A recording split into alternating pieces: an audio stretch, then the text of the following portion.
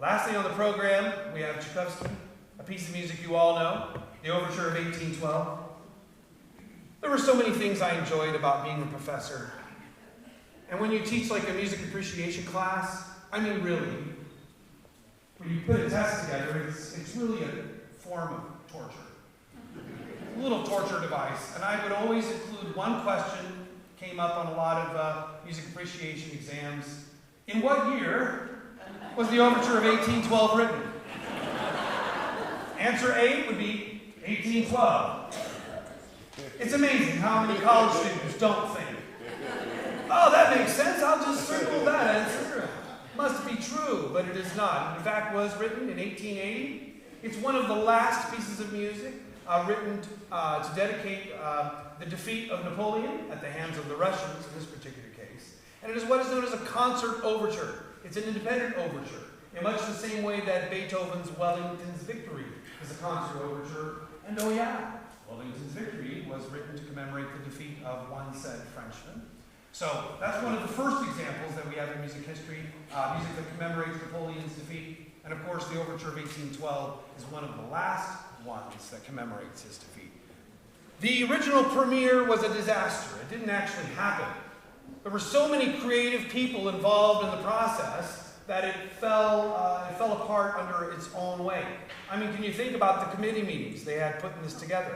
I got it. Let's have glitter fall from the ceiling. Somebody else speaks up. I got it. Let's have cannon. So it didn't happen.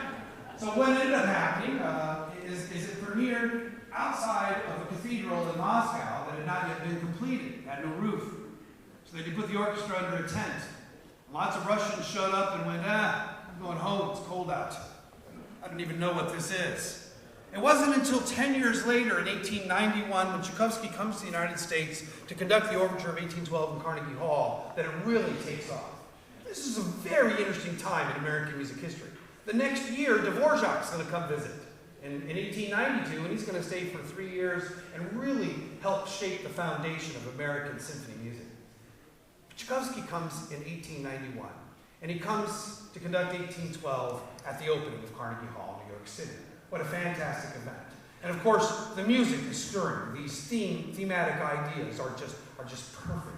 The way that it opens so solidly, almost like a choral piece. Almost like it has words to it, like he really has something to say.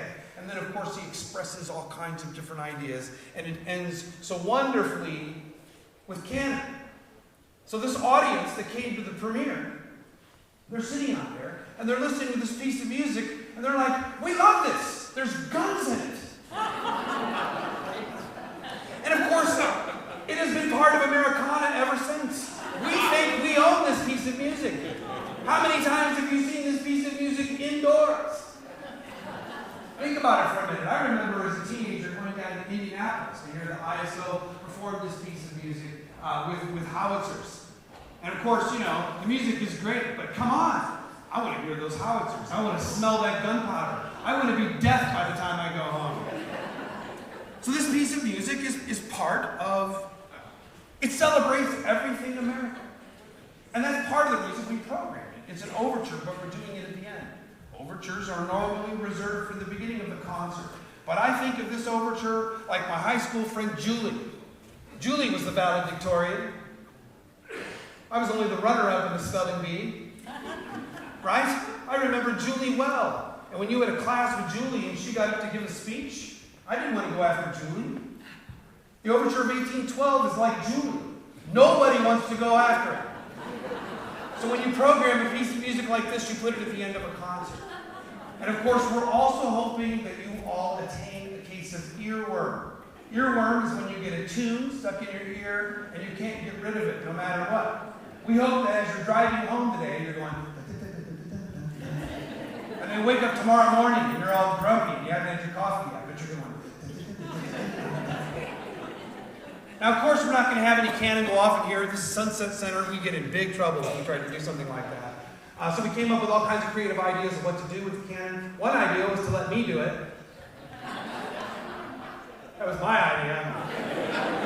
Instead, we're using bass drums. We have a whole assortment of bass drums back here. This piece has plenty of punch with the bass drum, but no gunpowder smell, and no heart palpitations. So it's really a much more safe way to go. It's a fantastic way to end this concert. The orchestra sounds great. Max is great. Philip Yanconi is just absolutely amazing. I just love this man. I think this is a fantastic show. Thank you for coming today. Thank you for coming all season. I hope to see you all here in October.